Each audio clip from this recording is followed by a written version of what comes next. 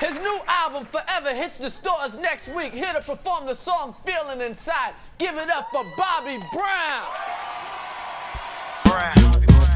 You are now listening to the sounds of the Brown Baba, baby. That's right. Black Stallion, baby. Mr. Diamond. This how we do. Black Stallion, baby. Check it out, baby. Bobby. Now lately. Do you think College Girl on the Bobby album was that? Do you think that really was your big? Because I think everybody just like, who's DOA? Because that, you know, but I don't know if was that the big breakthrough. No, you think, or no, was there not even. College Girl was my first record, but by far, Lately was definitely Tyrese. Lately was the breakthrough record that Okay. that did it. But College Girl, you know, that record, you know, was on that Bobby album, and it established a great relationship with me and Bobby, and I was so happy to be a part of that history with Bobby. Not only that, I played bass with him, and then I worked on Yeah. the Forever album, and then we did the New Edition Home Again tour, the reunion tour. But lately on the secular side, lately was the record that just sent things kind of like things through the roof as producer. And then of course Okay. Smokey Norfolk with I Need You Now. And that really took it over because that brought the Grammy home for us. Okay. The we're going to go on to the Academy, but the Forever album, because I didn't really know that you did much of it until myself, Stevie, and some did a review on it, and I'm like, oh, you did about half the tracks on that. Meeting Bobby for the second time, well, not really the second time, but working with him after the Bobby album on the Forever album, and not getting the push from MCA. What was it different when you worked on the Forever album compared to the Bobby album the very first time? Man, the Forever album was I was more comfortable. I knew what I was doing. You know, the first album I told you the story about Whitney and the whole thing. So this time I knew what I was doing. I was getting better at it. And me and Bobby, we had a thing to where I mean, you know, we were writing some good music together, and that was a bad album, man. I don't care what nobody said. That album was great. Tim and Bob, oh my gosh, man, the records that Yeah, and you know, yeah. I've been a fan of Tim and Bob for forever. And then to be in the same studio, we're sharing the same studio with the big SSL room. It was just really a dope situation. And man, Atlanta, I felt at home in Atlanta at that time. It was really the music family was really a family, man. It was non-competitive. Everybody supported each other, you know, with LaFace and Outkast and Darp and Bosstown, you know, the Goody Mob. Everybody was really family, man. It was really a vibe. So the feeling, like thinking about it right now, just takes me back to that time, and it was just a really feel good thing. It was it was really dope working with Bobby, man. Bobby was my guy, man. And then not only that, you know, he made me the MD. There's some great music on there, like "She's All I Need" was a beautiful ballad that wrote for that record, and we ended up doing, you know, some TV stuff. So the main problem with that, let me tell you the secret behind it. What happened was Bobby was not happy with the first single, "Feeling Inside." Oh, He didn't. that wasn't his That idea. single was Okay. forced. That single Oh, was forced, and that's all I'm gonna say. But he didn't want that as the first single. You know, man, if he should have dropped one of Tim and Bob's records, like "My yeah, Place" or something, yeah, would have been just bomb. Just would have took that record. Would have been crazy. But yeah. he was not happy with that first single. He didn't even want to do it. It was forced. It was forced. So and the first single didn't happen. The first single didn't happen. We did Rosie, or what's her name? Rosie O'Donnell, I think her name is. Yeah. And we did Keenan Ivory Wayne's show. We did David Keenan, yeah. Letterman. We did David Letterman. We did Chris Rock. Man, we had a Chris run. Rock, yeah. We did every program that there was out at that time. Leno, we did everything to push that record. And That Bobby Feelin and Inside. Bobby had plenty of support from the record company behind him. because he was paying the band well, man. The band was getting paid extremely well. The producers of the record got paid well, so it wasn't like they didn't spend money trying to promote and push that record. That record was special to him because his imprint was all over that record. He was involved with almost every song on the record. Period. He wrote it. He didn't, he didn't have Teddy and didn't have LA and Babyface, and he just kind of wanted to step out on his own, right? But he still had a great body of work. Nobody gave it a chance after that first single. After the first single, nobody gave it a chance. Wow. What would he have picked for his first single? Did he have an idea of? I think he wanted to pick one of Tim and Bob's. He wanted one of Tim and Bob's records to be the first single, and that it should have been. He wanted to do one of Tim and Bob, and plus Tim and Bob, they were smoking at that time anyway. So, but they went with Feelin Inside, and he didn't want that record. It was forced. It wasn't my record. Yeah. It was another producer's record.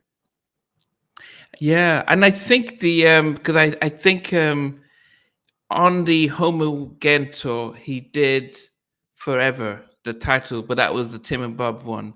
He was. Somebody showed me a clip of when he was doing the Home Again tour, and he had his section, and he then said, "Here's my new single," and he played the Tim and Bob song Forever. I don't remember that because I was on tour. I played on that band, so I'm trying to. I think he used a sample of the Gap Band or something. Okay, like that. maybe, but yeah, I don't, because maybe it was a break and he just played a record, because I don't remember playing, and I remember that tour like it was yesterday.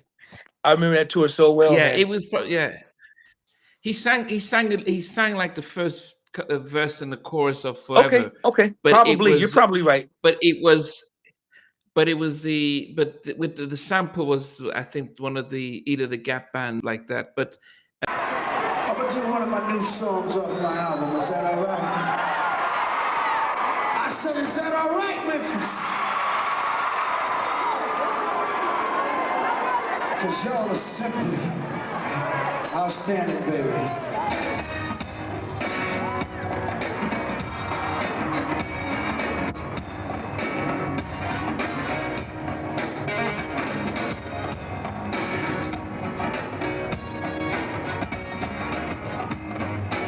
It goes like this.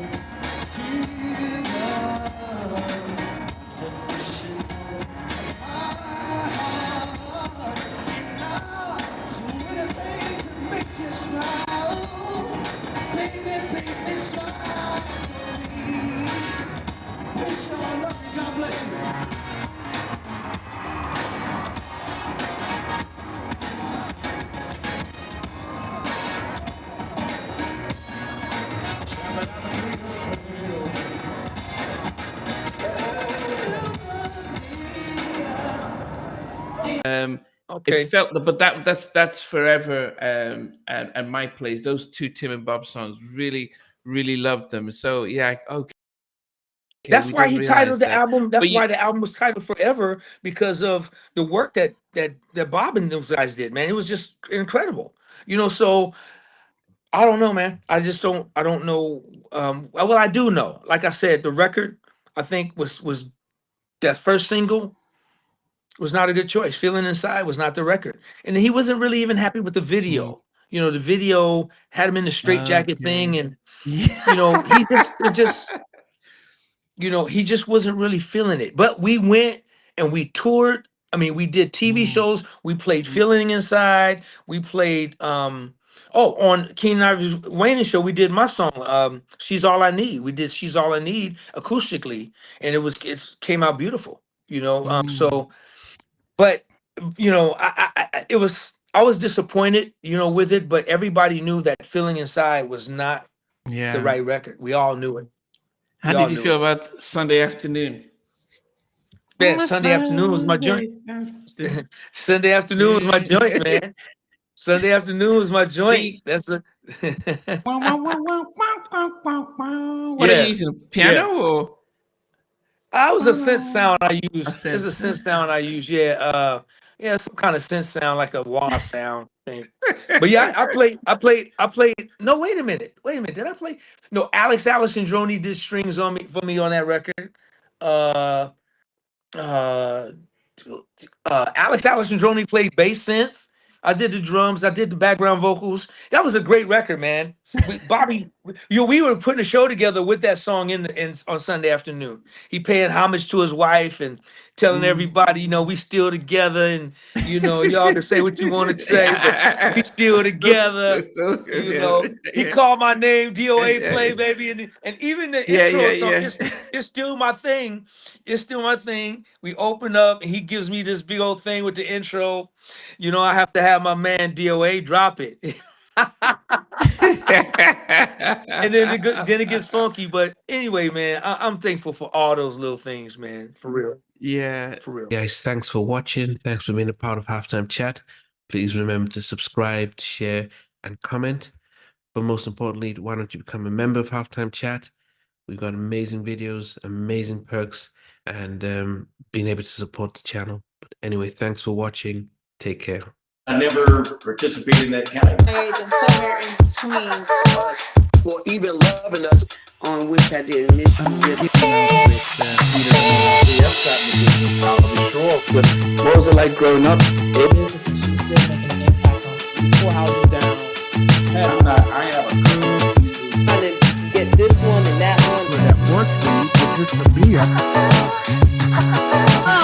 No. Okay, you're okay. They don't understand what Jonas Boys and men and all spirits.